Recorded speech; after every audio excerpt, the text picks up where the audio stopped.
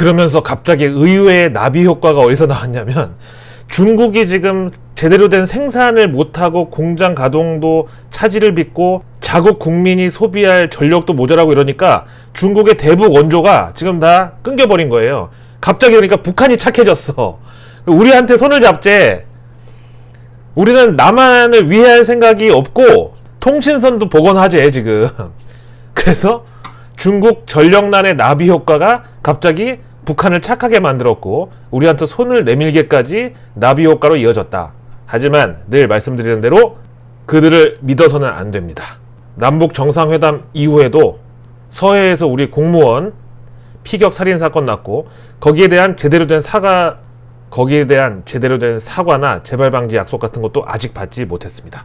어쨌든 중국의 전기가 떨어지니까 북한이 착해졌다. 한때는 호주가 중국 1대1로에 참여하면서 서로 얼마나 사이가 좋았는지 몰라요. 왜냐면 호주가 아시아의 유일한 자원부국이고 그러니까 중국 입장에서는 좋았지. 근데 중간에 뭐 코로나 터지고 그 다음에 왜 화웨이 5G 장비 관련해가지고 중국을 보이콧하냐 이런 걸로 시비 막 붙어가지고 중국이 먼저 호주 수입품에 대해서 관세 폭탄 막 투하하고 심지어 뭐 호주산 랍스터가 중금속에 오염되어 있다고 수입 중단 조치하고 그러니까 이제 호주에서 다원항이라고 있어요. 중국으로 수입되는 원유 한 90%가 여기를 거쳐서 들어오는 상당히 중국 제조업부터 막 국가 여러 가지 기간 산업에 굉장히 중요한 항구였는데 여기를 호주 정부에서 중국 기업한테 90년간인가 임대를 줬어요. 근데 이거를 그냥 그 계약을 파기해버린 거예요. 그래서 중국이 너 죽고 나 죽자 해가지고 중국이 호주산 석탄, 뭐 목재, 철강석 이런 거 다 금수 조치를 때려버렸거든요. 근데 중국 입장에서는 이렇게 하면서도 조금 자신감이 있었던 게 뭐였냐면 아프리카 기니에 큰 광산이 있는데 여기 채굴권을 중국이 갖고 있었거든요. 그래서 야 호주 필요 없어 우리 기니에서 캐면 돼. 그런데 갑자기 기니에서 쿠데타가 발생을 했고 중국이 갖고 있는 채굴권도 이게 법적 효력이 있네 없네 막 시끄러워진 거예요. 그러니까 중국이 아 좋아 됐어. 그럼 우리는 남아공하고 콜롬비아산 석탄 수입할 거야. 그랬는데 요즘 물동량이 늘어나면서 막 운송비가 엄청 오르고 막 그리고 그런 나라들이 이제 신흥국이 수출 인프라가 나빠가지고 제대로 선적도 안 되고 언제 오는지 알 수도 없고 이게 막 모든 게 막 다 꼬여버린 거예요. 그런데다가 이제 베이징 올림픽 한 130일 정도 남겨놓고 맑은 하늘을 보여주겠다고 해가지고 석탄 발전을 시진핑이 금지해버렸거든요. 야 우리가 석탄이 없어서 발전 안 하는 게 아니라 줄일 거야. 공기 때문에. 뭐 어쨌든 덕분에 우리는 지금 맑은 가을 하늘 보고 있지만 어쨌든 그러면서 중국의 전력 수급이 완전히 이제 벼랑 끝에 몰리게 됐어요. 그렇게 자신만만했던 중국이 갑자기 지금 긴장을 한 게 야 니네 필요 없어. 호주 석탄 됐어 안 써. 그런데 갑자기 지금 가불이 뒤바뀌어가지고 막 이를테면 막 부부싸움을 심하게 했어. 그래서 야 나 다 필요 없어. 너랑 밥도 같이 안 먹고 까짓거 밥 내가 해 먹을 거야. 집에 와서도 나 건드리지 마. 그랬더니 와이프가 야 그 식기도 다 내 거야. 손대지 마. 아 그래? 필요 없어. 그럼 나 컵라면에다 김치 먹을 거야. 그 김치 우리 친정엄마가 준 거야. 손대지 마. 아 그래? 알았어.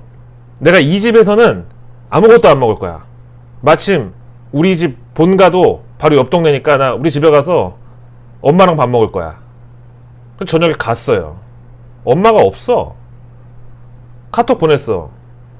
아 너 웬일이냐? 나 이모들이랑 지금 일주일 동안 단풍 구경 왔는데. 아 그래 엄마 알았어. 짜장면 시켜 먹으려고 짜장면 시켰어. 제일 가까운 짜장면 집이 1시간 거리래요. 그래 부를 거 각오하고 시켰어. 안 와. 전화했어. 중국집 사장님하고 주방장하고 싸움이 났대. 둘이 지금 춘장 집어던지고 막 싸우고 있대. 세계의 공장이 중국 아닙니까? 근데 중국이 멈추면 전 세계의 공장이 멈추는 건데 도대체 어떻게 들리는지 모르겠고 그렇지만 우리보다 더 급한 것은 그들입니다. 그래서 어쨌든지 10월에는 좀 해결이 될 것이라는 기대감이라도 반영이 되기를 바랍니다. 자, 10월의 첫날 내일 금요일 자, 내일 뉴스 먼저 정부 일정으로는요. 혁신성장 전략점검회의 겸 정책점검회의 겸 한국판 뉴딜 점검 TF회의가 개최됩니다. 매주 금요일날 열리는데 지금 우리 산업계를 둘러싼 여러 가지 불확실성이 큽니다. 더 이상 정부 지원도 나올 건 사실 없어 보이고 그럴수록 어떤 회의 결과가 나올지 한번 주목해 보시고요. 그 다음에 드디어 내일 금요일날 새 거리두기 조정안이 발표됩니다. 지금 기존안을 연장해 놓은 게 10월 3일까지거든요. 추석 연휴 이후에 확진자 폭증을 이제 정부에서도 심상찮게 받아들였고 거기다가 이제 단풍놀이, 가을 행락철 맞이해가지고 수도권에서 지방으로 이 감염이 확산될 우려 때문에 지금 재연장의 무게를 두고 있는데 과연 위드 코로나로 넘어가는 그런 어떤 연착륙이 언제 우리한테 가시적으로 아니면 막 체감이 될 것인지 아니면 지금부터 증시에서 준비를 해야 되는지 조금 신중할 필요가 있다고 보여집니다. 다음 내일 복지부는 노인의 날 기념식인데 원래 노인의 날은 10월 2일 토요일인데 하루 앞당겨서 금요일에 합니다. 고령화 사회에 대한 우리나라에 대한 경고 목소리는 하루 이틀 일은 아닌데 고령화 관련주 이제는 거의 경기 방어주에다가 생필품 업종 정도로 바라봐야 된다는 생각입니다.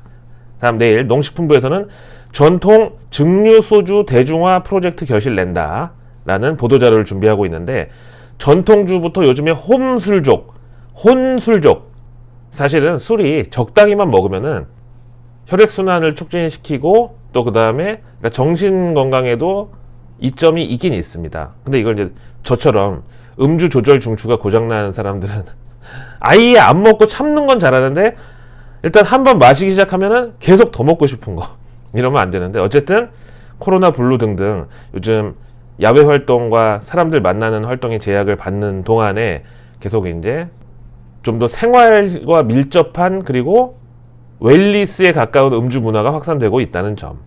그 다음에 10월 1일 하면 우리 어렸을 때만 해도 무엇보다 국군의 날. 예전에는 공휴일이었던 것 같은데 어쨌든 국군의 날 기념식이 있습니다. 벌써 제 73주년. 국방 관련 최신 기술하고 무기를 선보일 예정인데 이제 국방도 4차 산업혁명 기술 발전을 반영한 신속 시범 획득 사업에 드론이 포함되어 있다고 해요.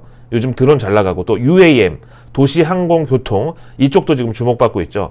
그런데 변수는 지금 북한에서 통신선 회복한다고 하고 또 지금 당근과 채찍 전략 중에 당근을 좀 우리한테 앞에 내밀고 있는데 지금 증시하고 투자자들의 센티먼트가 많이 위축되어 있는 상태에서 그래도 그나마 대북주라도 가는 건 다행인데 절대로 대북주는 무리를 해서는 안 됩니다. 언제 또 이게 뒤집어질지 모르는 그런 재료입니다. 다음에 내일 세계 채식주의자의 날.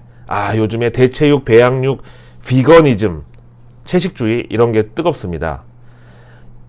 여기다가 탄소 중립 시대를 맞아서 가축 키우는 것도 탄소가 많이 나온다는 거 아니에요, 거기서. 그 다음에 분뇨랑 거름 같은 거 만들 때 또 메탄가스 나오고. 그래서 진정한 탄소 중립 생활의 시작은 채식이다. 이런 이제 목소리가 커요.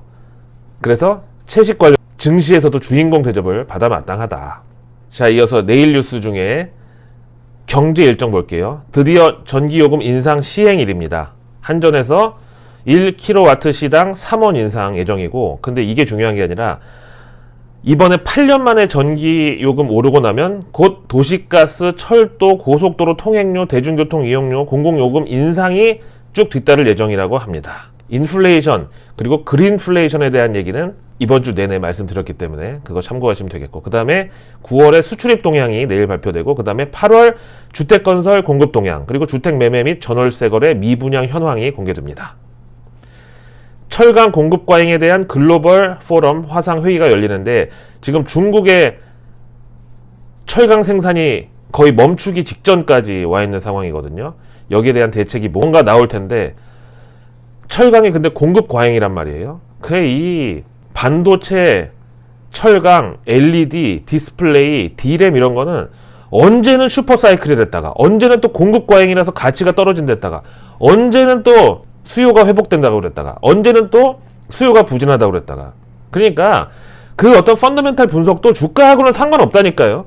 공부한다고 주식 투자 수익률이 높을 수 있다는 거는 일종의 가스라이팅입니다. 그거는. 내일 미국에서는 8월 개인소득, 개인소비지출 나오는데 여기 이제 PC 디플레이터라고 또 인플레이션 관련된 지표가 하나 있으니까 이거 주목해야 되겠고, 그 다음에 미국의 건설 지출, 그리고 9월에 ISM 제조업 지수, 미시건대 소비자 심리 지수 내일 밤에 나오고요. 그 다음에 경기 국제 보트쇼가 우리나라에서 열립니다.